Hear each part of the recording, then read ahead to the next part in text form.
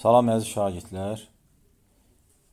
Məlum olduğu kimi bazar günü imtahan verdiniz. Mövzu sınaq imtahanı 5 Hilal kurslarının və həmən sınaqda deməli bilirsiniz ki, tarix çox çətin oldu, ağır imtahan oldu. Ona görə də bir çoxunuzun nəticələri ürəyinizcə olmadı və nəticə sizi təbii ki, qane eləmədi. Amma təbii ki, biz mübarizəni davam etdirməliyik, həvəsdən düşmək olmaz. Hər bir sınaq əslində bir təcrübədir. Burada bir çox şeylər, bilmədiyiniz şeyləri də öyrənirsiniz ki, gələcəkdə imtahanda, qəbul imtahanda daha yaxşı nəticə əldə edə biləsiniz. Hal-hazırda bu dərsimizdə biz mövzu sınaq imtahanı 29-un cavablarına baxacağıq inşallah. Başlayaq birinci sualdan. Qarabağ xanlığına aid olan cümləni tapmalıyıq. Deməli, Kür çayından şimaldakı torpaqlarda meydana gəlib xeyr, Kürdən cənubda yaranıb Qarabağ xanlığı. Səfəvilər dövlətinin hərbi yürüşünə məruz qalması, xeyr, ümumiyyətlə Səfəvilər dövləti dövründə heç bir xanlığımız mövcud olmayıb. Bir digər Azərbaycan xanlığına tabe etməsi, bəli, Qarabağ xanlığı, daha sonra Şəki xanlığı və Quba xanlığı o xanlıqlarımızdandır ki, onlar birləşdirmə siyasəti yürüdüb və dolayısıyla digər bir və yaxud bir neçə digər xanlığımızı özünə tabe edib. Ona görə burada cavab C-dir. Çar Balakən cəmaatlığı ilə həmsərhəd olmayıb və 19-cu əsrin ortalarında Çar Rusiyası tərəfindən xan hakimiyyətinə son qoyulması xeyr, ortalarında yox, 19-cu əsrin əvvəllərində son qoyulub. Bu da olmaz. Bir daha xatırlayaq, gəlin xatırlayaq, Qarabağ xanlığı hansı xanlıqlarla həmsərhəd olub və o xanlıqlar içərisində heç bir sultanlıq da yoxdur. Deməli, Qarabağ xanlığı hansı xanlıqlarla həmsərhəd olub? Mən burada dedikcə siz də özünüz təkrar etmiş olarsınız. Bir, yuxarıdan gedirəm, şimal hissədən, Gəncə, sonra Şəki, Qarabağ, Cavad, Şamaxı, Cavad xanlıqları, cənubdan Qaradağ xanlığı, qərb istiqamətindən də Naxçıvan, İrəvan xanlıqları ilə həmsərhəd olub. İkinci suala baxırıq. Azərbaycan Xalq Cümhuriyyəti 1920-ci il tarixinə aid olanları seçmək lazımdır. Deməli, erməni daşnaq qulluqlarına qarşı mübarizə aparılıb, bəli. Osmanlılar yardım edib, bu 18-ci ildə olmuş hadisədir. Görkəmli dövlət xadimlərinin kütləvi şəkildə yetirilməsi Sovet dövründə baş vermiş hadisədir. Sovet Rusiyasının qüvvələrinin Gəncəni ələ keçirməsi, bu da 1920-ci ilin mayında olduğuna görə Azərbaycan SSR tarixinə aiddir. Qarabağ üzərində hakimiyyətin bərpa edilməsi, bəli, məhz bu birinci cümlə baş verən hadisə, yəni Qarabağda erməni quldur dəstələri orada deməli qiyam qaldırarkən Azərbaycan ordusu ora gedir və orada Bəskəran döyüşü nəticəsində qalib gəlir. Daha sonra da ermənilər Qarabağdakı AXC-nin hakimiyyətini qəbul edirlər və beləliklə Qarabağ üzərində AXC öz hakimiyyətini bərpa etmiş olur və ərazi bütövlüyünü bir daha bərpa etmiş sayılır orada. 1-5, ona görə də doğru cavab A-dır. Üçüncü suala baxırıq. Roma və Albaniya qədim dövrlərə aid hadisələri müəyyən etmək lazımdır. Roma və Yunan deməli müəlliflərin məlumat verməsi, bəli, verib. Sonra Roma dövlətinin yürüşünə məruz qalması, bəli, qalıb. Hətta Romalılarla sülh də bağlayıb Albaniya. Xilafətdən bir müddət asılı hala qalmaq bu qədim dövr deyil, orta əsrlərdir. Varlığına son qoyulma da orta əsrlərdə baş verib. 1-2, C cavabı doğru cavabdır. Dördüncü suala baxırıq. Azərbaycan Xalq Cümhuriyyətinin 1918-ci il tarixi ilə bağlı verilmiş yanlış cavabı müəyyən etmək lazımdır. Deməli, dövlət müstəqilliyinin elan edilməsi haqqında dünya ölkələrinə məlumat verilməsi. Bəli, bu məlumat verilib. Bu deməli doğrudur. Bizə yanlış lazımdır. Dövlət bayrağı haqqında qərarın verilməsi doğru. Sovet Rusiyasının işğal siyasətinə qarşı mübarizə aparmaq. Cumhuriyyət yaranandan süqut edənə qədər Sovet Rusiyasına qarşı mübarizə aparıb. Ermənilərin ərazi iddialarına qarşı mübarizə aparmaq eyni şey. Cumhuriyyət yaranandan süqut edənə qədər mübarizə aparıb. Bakı Dövlət Universitetinin açılması, bəli, bu 1919-cu ildə baş vermiş hadisədir. 5-ci suala gəlirik. Deməli, Azərbaycan Xalq Cümhuriyyətinin Tiflis dövrünə aid hadisələr müəyyən etməliyik. Osmanlı ilə saziş imzalanması, bəli. Nazirlər Şurasının fəaliyyət göstərməsi, bəli. Onun rəhbəri də bilirik ki, burada səhv verilib. Nəsib bəy Yusufbəyli onun ilk hökumət təşkil etməyib. Bu Fətəli xan Xoyskidir. Nazirlər Şurasının deməli ilk sədri. Ona görə də bu üçüncü cümlə yanlışdır. 1-2 doğrudur. Dövlət bayrağı haqqında qərar Bakı dövrü, noyabr. Düzdür, orada birinci bayraq məsələsi var. O kitabımızda olmasa da ilk bayrağımız da Gəncə dövründə qəbul edilib. Amma bu bizim kitabda onsuz da yoxdur. Əsgəran döyüşündə erməni daşnaq qüvvələr məğlub edilməsi. Bu da zaten 1920-ci il Bakı dövrüdür. Ona görə 1-2 D cavabı doğru cavabdır.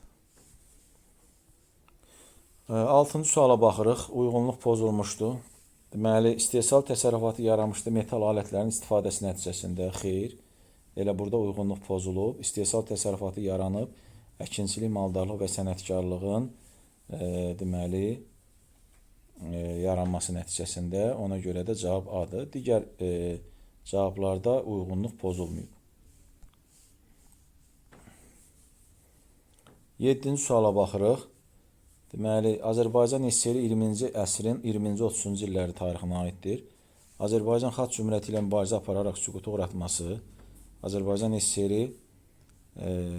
Xalq Cümhuriyyəti ilə mübarizə apara bilməz. Çünki bu dövlət bir-birini əvəz etmiş dövlətdir. Cümhuriyyət süqut eləməlidir ki, Azərbaycan SSR yaransın. Ona görə olmaz. Xüsusi mülkiyyətə qarşı mübarizə aparmaq. Bəli, Azərbaycan SSR xüsusi mülkiyyətə qarşı mübarizə aparıb. Mülkiyyətçilərin əlindən torpaqlar alınırdı və bəylər, ağalar ölkədən qovulurdu və yaxud sürgün edilirdi, öldürülürdü, həbs edilirdi və burada hamısında məqsəd nə idi? Bərabərlik yaratmaq adı ilə təbii ki, bütün mülkiyyəti Sovet hökuməti öz əlinə alması, dövlət nəzarətinə götürməsi və xüsusi mülkiyyətə qarşı ona görə də mübarizə aparıblar. Eyni zamanda məscidlərin, kilsələrin bağlanması və dağıdılmasına da çalışıblar. 2 ilə 3-ü götürürük. Xarici siyasətin tamamilə Çar Rusiyasının nəzarəti altına keçməsi. Bəli, bu da yanlışdır. Niyə? Çünki görürsünüz, burada Çar Rusiyası yazır. Çar olduğuna görə yanlışdır. Ona görə də bunu da, bu cümlə yanlış ifadədir. Azərbaycan dilinin ləğv edilməsi də, bu da yanlış olar. Dili ləğv etmək mümkün deyil. Ona görə də biz burada 2-3, yəni B cavabını doğru cavab kimi götürürük. 8-ci suala baxırıq. İstiqlal bəyannaməsinə aid deyil. 1918-ci il mayın 28-də imzalanan bəyannamə. Bu bəyannamə müstəqillik uğrunda aparılan mübarizənin nəticəsi idi. Bakı Sovet tərəfindən bəyan edilə bilməz. Doğru cavab zaten budur.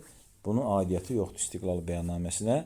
İstiqlal bəyannaməsi Milli Şura tərəfindən və yaxud da milli qüvvələr tərəfindən qəbul edilib. Bakı Soveti bolşeviklərə məxsus bir hökumətdir, qurumdur, Bakıda fəaliyyət göstərən, ona görə də heç bir əlaqəsi yoxdur. Digərlər Tiflisdə, bax görürsünüz, Tiflisdə imzalanıb, 20-ci əsrin 2-ci 10 illiyinə aiddir 1918 və yeni Azərbaycan dövlətinin yaranması elan olunurdu.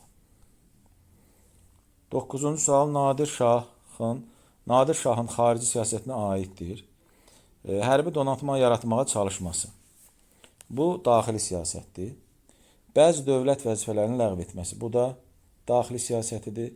Ölkəni vilayətlərə bölməsi, bu da daxili siyasətdir. Rusiyanın tutduğu Səfəvi torpaqlarının geri qaytarılması, bu da Nadir xanın fəaliyyətinə aiddir. Yəni, qurultaydan əvvəl baş vermiş hadisədir. Ona görə Nadir Şaha aid ola bilməz. Və burada cavab Y-dir. Osmanlı sultanı ilə danışıqlar aparmışdı. Məqsəd nə idi? İslam dinində parçalanmaya son qoymaq üçün. Amma təbii ki, bu alınmadı. Səfəvilər dövlətinə aid deyil, 10-cu sual. Osmanlılarla həmsərhəd olması aiddir. Ona görə bunu götürmürük. Bizə aid olmayanlar lazımdır. Təbriz şəhərinin Ağqoyunların əlindən alınması. Bəli, bu hadisə baş verəndə İsmail hələ şah deyil idi, şeyx idi. Ona görə də biz Səfəvilər dövləti deyə bilmərik. Biri budur cavabın. Torpaqların bir hissəsi Çar Rusiyası tərəfindən işğal edilməsi aiddir. Azərbaycan torpaqlarını ilk dəfə vahid dövlət şəklində birləşdirən biz bilirik ki, Sacilər dövlətidir, ona görə aid deyil. Qarabağ bəylərbəyliyi onun tərkibində olub, bəli. 2, 4, yəni C cavabı doğru cavabdır. Davam eləyək. 11-ci suala gəlirik. Deməli, uyğunluğu müəyyən etməliyik. Azərbaycan SSR qurulmuşdu Sovet Rusiyasının tərkibində. Səhvdir. Azərbaycan Xalq Cümhuriyyəti idarə olunurdu bolşeviklərin qərarları əsasında. Yanlış. AXC-nin ilk hökumət başçısı idi. Əlimərdan bəy Tocbaşov yox, Fətəli xan Xoyski. Çar Rusiyası və Sovet Rusiyasına aid oxşarlıqdır. Azərbaycanda müstəqil dövlətçiliyə son qoyması, bəli, bu doğru cavab. Burada uyğunluq niyə gözlənilib? Çünki uşaqlar, bilirsiniz ki, Çar Rusiyası şimal xanlıqlarımızın müstəqilliyinə son qoyub. Sovet Rusiyası isə Azərbaycan Xalq Cümhuriyyətinin müstəqilliyinə son qoyub. Ona görə də bu oxşarlıq sayıla bilər. Y cavabı yanlışdır. Yəni ki, burada uyğunluq gözlənilməyib. AXC ilə Osmanlı arasında saziş imzalamışdır. AXC-nin Bakı dövründə yox, bayaq da dedik, Tiflis dövründə. Azərbaycan Xalq Cümhuriyyəti mövcud olduğu dövrdə baş vermişdir. Yəni 1918-ci ildən 20-ci il arasında baş vermişdir. Gəncədə Sovet hakimiyyətinə qarşı üsyan. Bəli, budur cavab əslində. Yox, estağfurullah. Burada deməli, mövcud olduğu dövrdə baş vermişdi. Bu ola bilməz. Niyə? Çünki Gəncə üsyanı nə olub uşaqlar? Baxmayaraq ki, 1920-ci ildə olub, amma hansı ayda olub? May ayında olub, anda artıq Cümhuriyyət yox idi. Ona görə də bu o dövrdə baş verə bilməz. Azərbaycan SSR-yə aiddir. Bakı uğrunda həlak olan türk hərbçilərinin xatirəsinə Şəhidlər Xiyabanında abidənin ucaldılması. Bu, müasir dövrdə Azərbaycan Respublikası indi hal-hazırdakı Respublikamızın dövründə baş vermiş bir hadisədir. Olmaz təbii ki. Ərazi bütövlüyü uğrunda mübarizə aparılması. Bəli, biz bilirik ki, Tiflisdə olarkən orada Bakı işğal altında olduğu üzünə görə və sonda Bakını azad etməklə sentyabrın 15-i ərazi bütövlüyümüzü bərpa eləməyə çalışmışıq. Bir də Qarabağda erməni qiyamı yatırılarkən, Əsgəran döyüşündən sonra eyni yanaşmalıyıq burada da. Ərazi bütövlüyü uğrunda orada da görürük ki, mübarizə gedirdi. Bakı Sovetin fəaliyyətə başlaması, bu bilirik ki, hətta Cümhuriyyətdən də əvvəl olub, hətta Mart soyqırımından da əvvəl olmuş hadisədir. Ona görə də bu da aid deyil və Mart soyqırımının özü də təbii ki, aid deyil. 13-cü sualda Gəncə üsyanı soruşur. Çünki 1920-ci il Milli Ordumuz tərəfindən Sovet işğalına qarşı yönəlmiş ən böyük üsyan Gəncə üsyanıdır. Gəncə 4-dür. O biri şəhərlərimizə baxsaq 3 Bərdədir, 2 Şamaxıdır, 1 Naxçıvandır, 5 də deməli Qazax Tovuz bölgəsini götürmək olar, amma o önəmli deyil artıq, bizə lazım deyil. İkinci Dünya Müharibəsi illərində Azərbaycanda baş vermişdi. 14-cü sual. İkinci Dünya Müharibəsi illəri 1939 və 45-ci illərdir. Sentyabrın 1-dən sentyabrın 2-sinə qədər olan dövr ərzində. Amma neynəməliyik? Azərbaycanda baş verən hadisəni götürməliyik. Əhmədiyyə Cəbrailov mübarizəsi Azərbaycandan kənarda olub, Fransada olub. Azərbaycan diviziyaları faşistlərə qarşı döyüşlərə qoşulub. Qafqazdan başlayıb döyüş yolları. Azərbaycanda döyüşlər getməyib, ona görə bu da olmaz. Sovet tank və təyyarələri üçün yanacaq istehsalının artırılması, bəli, bu doğru cavabdır. Azərbaycanda baş verib. Mehdi Hüseynzadə Yugoslaviyada fikir verirsiniz, fəaliyyət göstərib. Təbii ki, Azərbaycan deyil, Yugoslaviya. Və 416-cı diviziya qələbə bayrağını Brandenburg qapılarını, yəni Berlində sancmışdı. Bu da təbii ki, Berlin Azərbaycan ola bilməz. Bunlar digər hadisələr 2-ci Dünya Müharibəsi illərində baş versələr də Azərbaycanda baş vermədikləri üçün onları götürmək olmaz. 15-ci suala baxırıq. Səfəvi dövlətinin Əfşarlar imperiyasına fərqləndirən cəhəti müəyyən edin. Deməli, Hindistanı tərkibinə daxil etməsi. Əlbəttə ki, xeyr. Xarici müdaxilə nəticəsində süqut uğratması. Bu da yanlışdır. Qızılbaş dövləti sayılması. Hər ikisi Qızılbaş dövlətdir. Rusiya ilə həmsərhəd olması. Hər ikisi Rusiya ilə həmsərhəd olub. Azərbaycan türk dilini dövlət dili səviyyəsinə qaldırması, bəli. Şah İsmayılın dövründə bilirsiniz ki, Azərbaycan türk dili dövlət səviyyəsinə qaldırılmışdı. Növbəti dəfədə o AXC dövründə Azərbaycan türk dili dövlət dili elan edilmişdi.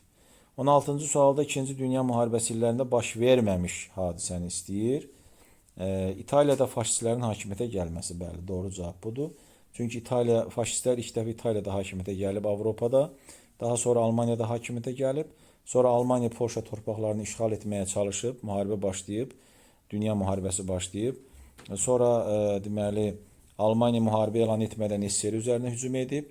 Ondan sonra İsrafil Məmmədov və digər Azərbaycanlılar müharibəyə qoşulub və İsrafil ilk dəfə bu adı alıb və sonda da nəticə etibarilə Berlin Sovet qoşunları tərəfindən ələ keçirilib və Almaniya məğlub olub. Bu ardıcıllıqla düşünməliyik və ona görə də burada bunlar zaten B, C, D, bunlar hamısı müharibə illərində baş verib, amma A cavabı faşistlərin İtaliyada hakimiyyətə gəlməsi müharibədən əvvəl baş vermiş hadisədir. 17-ci suala baxırıq. Deməli, Abbasqulu Ağa Bakıxanova aid deyil. Tərcüməsi işləmişdi, bəli, bu aiddir. Azərbaycan tarixinə aid ilk məlumatları vermişdi, bu yanlışdır. İlk məlumatları biz bilmirik. Azərbaycan tarixinə aid ilk məlumatları, yəni deyəlim ki, qədim dövrdə, Manna dövründə, Aşşur mənbələrində, məsələn, Aşşur hökmdarlarının mixi yazılarında, kitabələrində biz Azərbaycan tarixi haqqında ilk məlumatları əldə edə bilərik. Amma əsla Bakıxanov əlbəttə ki, bu ilk məlumatları verə bilməz. Sadəcə Azərbaycan tarixinə dair ilk elmi əsəri Bakıxanov yazmışdır. Bu ifadəni biz bu ifadə ilə qarışdırmayaq. 19-cu əsrin ilk yarısında fəaliyyət göstərib, müsəlman uşaqları üçün məktəb açmaq istəyirdi, Bakı xanlarının nəslindən idi. 18-ci suala baxırıq. Şah İsmayılın hakimiyyəti dövrünə aiddir. Deməli, Şah İsmayılın hakimiyyət dövrünə aiddir. Burada biz nəzərə almalıyıq ki, Şeyx İsmailə aid olanları götürmək olmaz. Burada diqqətli olmalıyıq. Avropa dövlətləri ilə geniş diplomatik əlaqələr quran ilk Azərbaycan hökmdarı olması. Xeyr, ondan əvvəl ən azından bilirik ki, Həsən Padşah da Avropalılarla əlaqələr yaradıb.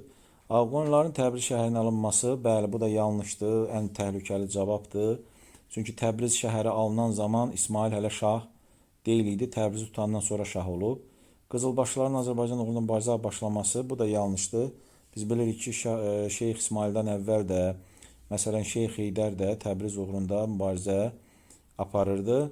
Göy məscidin Təbrizdə inşa edilməsi, bu da Cahanşah, Qaraqoyunlu Cahanşahın dövründə baş vermiş hadisədir və doğru cavab Y-dir. Azərbaycan torpaqlarının böyük hissəsinin birləşdirilməsi, böyük bir hissəsini, bəli, Şah İsmail birləşdirib.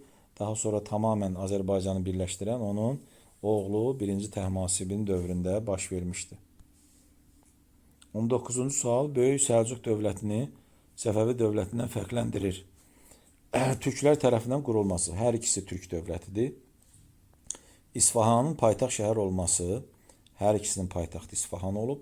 Van göl ətrafındakı torpaqlara bir müddət sahib olması, hər ikisi sahib olub. Mərkəzi Asiyada meydana gəlməsi, bəli, bu Böyük Səlcuqlu dövlətinin Səfəvilərdən fərqidir. Səfəvilər çünki Azərbaycanda yaradıb. Bir sıra şərq ölkələrini fəth etməsi hər ikisinə aiddir. 20-ci suala baxırıq. Azərbaycan Xalq Cümhuriyyəti və Azərbaycan Sovet Sosialist Respublikası üçün oxşar cəhət. Ermənilərin işğalçılıq siyasətinə qarşı mübarizə aparmaq. Hər ikisi aparıb, elə oxşar cəhət budur. Çar Rusiyası ilə həmsərhəd olmaq heç birinə aid deyil. Rəsmi idarə etmə formasının monarxiya olması heç birinə aid deyil. Rusiya imperiyasının dağılması nəticəsində yaranmaq, bu ancaq Xalq Cümhuriyyətinə aiddir. 20-ci əsrin 2-ci 10 illiyində mövcud olmaq, 2-ci 10 illik bir daha xatırlayırıq. 1911-dən, deməli, burada 1920-ci ilə qədər olursa, 11-dən 20-yə qədər olduğuna görə Azərbaycan Sovet Sosialist Respublikası burada da olub. Ona görə Uşaqlar, burada məlum olur ki, 2 dənə doğru cavab var. Bu bizim gözümüzdən qaçıb. Baxın, görürsünüz. Olsun. Buradan anlamaq olur ki, deməli, hər ikisinin oxşarlığı ikinci 10 illikdə mövcud olmaq. Hər ikisi ikinci 10 illikdə mövcud olub. Çünki 11-20, 20-ci ildə hər ikisi mövcud olduğuna görə biz burada bu da doğru cavab kimi götürmək olar. Beləliklə, burada 2 doğru cavab var. A və Y. Olsun, olur belə şeylər. Davam eləyək.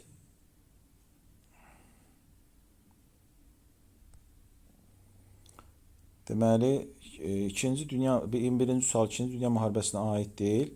Fransada hərbi əməliyyatların keçirilib və Əhmədiyyə Cəbrayılov orada iştirak edib. SSR-nin müharibəni qələbə ilə başa çatdırıb. Hitler Almaniyasının Bakı neftinə sahib olmayıb təbii ki. Doğru cavab budur, aid deyil. Sahib olmaq istəyirdi.